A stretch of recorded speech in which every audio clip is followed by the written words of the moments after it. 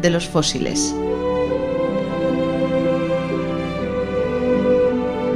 Un espacio de cienciaes.com para divulgar la vida de las criaturas que poblaron la Tierra en el pasado.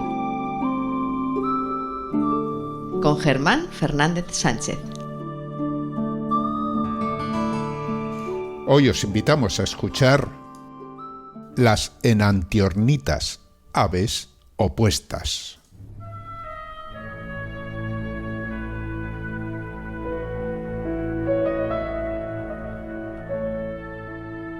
Hace medio siglo, en 1971, en el transcurso de la expedición paleontológica polaco-mongola al desierto de Gobi, la paleontóloga polaca Teresa Marianska descubrió dos pequeños cráneos dañados que, aunque por entonces no se supo, resultaron ser la primera muestra de una nueva subclase de aves que prosperó durante el período Cretácico, las enantiornitas.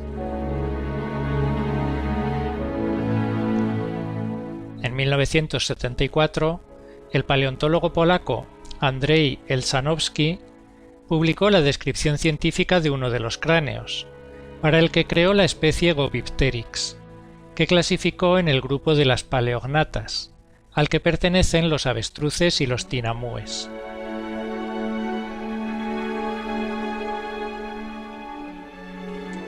Gobipteryx vivió hace unos 75 millones de años. Con un cráneo de unos 45 milímetros de largo, terminado en un pico, tenía el tamaño de una perdiz. En la misma expedición de 1971 se encontraron varios huevos con embriones desarrollados en su interior.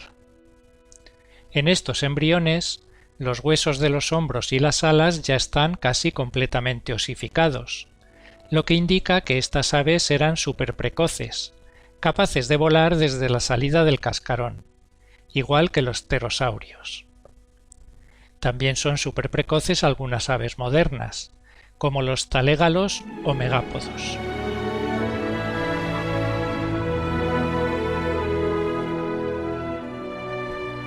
Una década después, en 1981, el paleontólogo británico Cyril Alexander Walker, conservador de aves fósiles del Museo de Historia Natural de Londres, publicó la descripción de unos restos fósiles de un ave del Cretácico superior de Argentina que bautizó con el nombre de Enantiornis. Enantiornis era un ave relativamente grande, con una envergadura de 1,20 m y un peso de cerca de 7 kilos. Walker se dio cuenta de que en esta especie la estructura de la articulación del hombro, entre la escápula y el coracoides, está invertida respecto a la de las aves modernas. De ahí el nombre de Enantiornis, del griego enantios, que significa opuesto, y ornis, ave.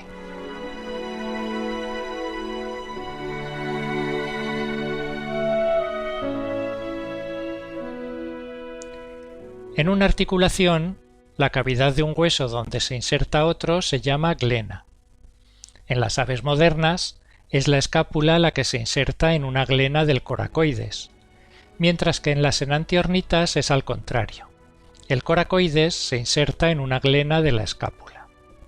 Ya antes del trabajo de Walker se habían descubierto fósiles con esa misma característica, como Gobipteryx, pero se habían asignado erróneamente a grupos modernos. Todas ellas forman la subclase de las enantiornitas, que fue el grupo de aves más diverso del Cretácico. Aunque casi todas tenían dientes en lugar de pico y dedos con garras en las alas, en su aspecto general eran muy parecidas a las aves actuales.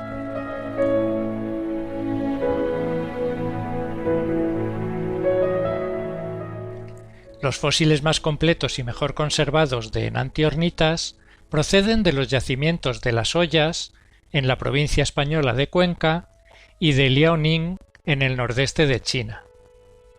Con una antigüedad de unos 125 millones de años, son además los más antiguos. También se han encontrado polluelos, alas y patas preservados en ámbar de 99 millones de años de antigüedad en Birmania. Esas alas y sus plumas tienen la misma estructura que las de las aves modernas. La cola de las enantiornitas, sin embargo, es diferente. En las aves modernas, las vértebras caudales están fusionadas en una corta estructura triangular llamada pigóstilo, donde se asientan las plumas y la musculatura de la cola. En las enantiornitas, el pigóstilo es largo y estrecho, como una varilla. En algunas especies la cola presenta un abanico de plumas parecido al de las aves actuales, aunque más simple. Todas las plumas de la cola suelen ser del mismo tipo, excepto en Phaetianius, que vivió en China hace unos 120 millones de años y presenta 3 tipos de plumas de distintas longitudes y anchuras en la cola.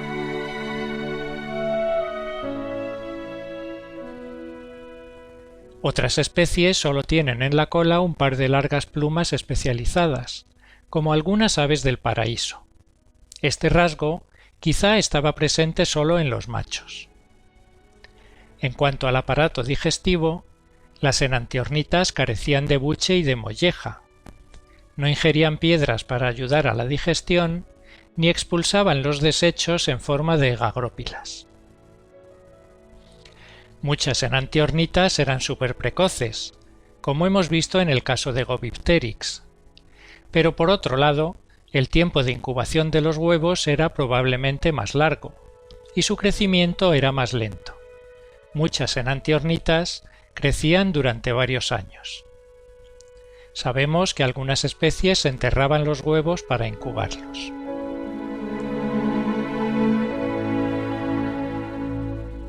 Se han descrito más de 80 especies de enantiornitas, procedentes de todos los continentes excepto la Antártida.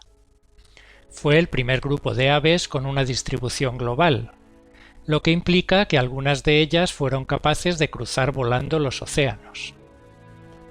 Era un grupo muy diverso, con especies pescadoras, granívoras, insectívoras y carnívoras. Casi todas eran pequeñas, con un tamaño entre el del gorrión y el del estornino, aunque algunas especies alcanzaban el tamaño de un pavo o de una grulla.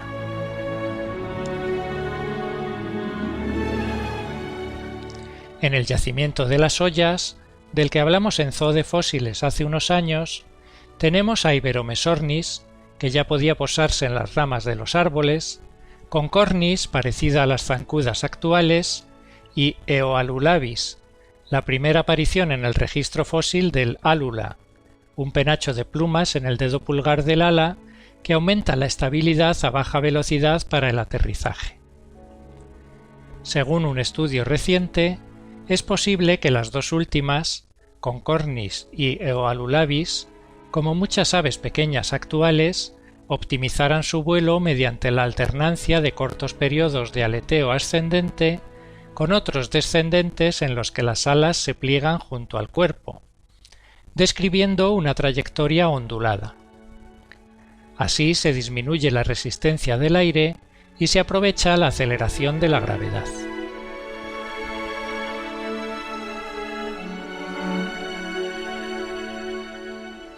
De los yacimientos de Liaoning procede Longirostravis, del tamaño de una codorniz, que tiene el pico largo y estrecho, ligeramente curvado, con 5 pares de pequeños dientes cónicos en el extremo. La cola está formada por 2 largas plumas. Su modo de vida era semejante al del ostrero. Con el pico buscaba pequeños animales enterrados en el fango de las orillas de ríos y lagos. También se descubrió en Liaoning Mirusavis, que a pesar de no haber completado la osificación del esqueleto, tenía ya hueso medular, un tipo de hueso exclusivo de las hembras en aves y dinosaurios, que actúa como reservorio de calcio para la formación de los huevos y solo está presente durante el ciclo reproductivo. Esto significa que estas aves alcanzaban la madurez reproductiva antes de haber terminado su crecimiento.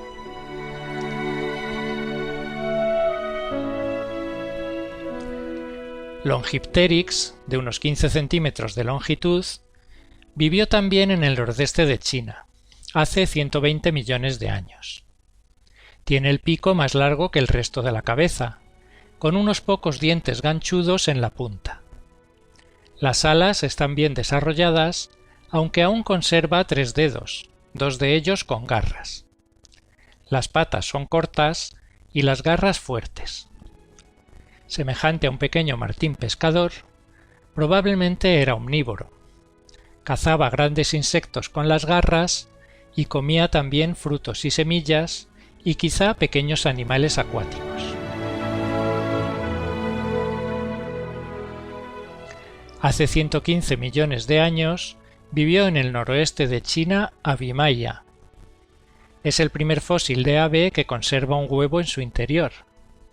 Probablemente la retención del huevo debida al estrés causó la muerte del animal. De la misma época es Brevirrostruavis, que vivió en el nordeste de China. Brevirrostruavis tiene el hocico corto y el gran tamaño del hueso hyoides indica que su lengua era larga. Su modo de vida era quizá semejante al de los colibríes.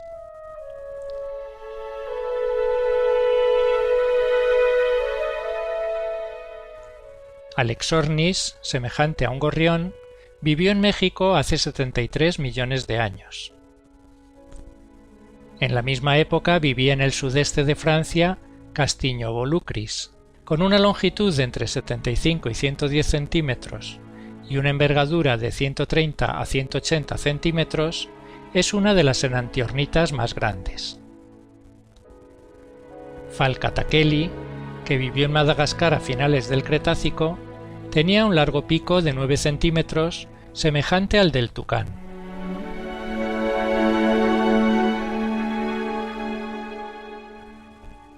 Como vemos, las enantiornitas eran un grupo muy variado y muy extendido, pero todas se extinguieron al final del Cretácico, al mismo tiempo que los dinosaurios no avianos.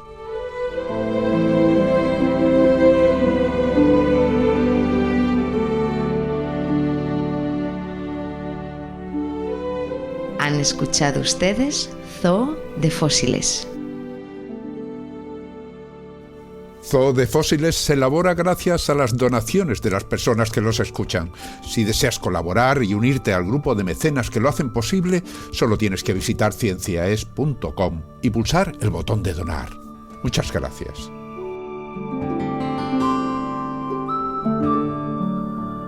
Cienciaes.com. Ciencia para escuchar.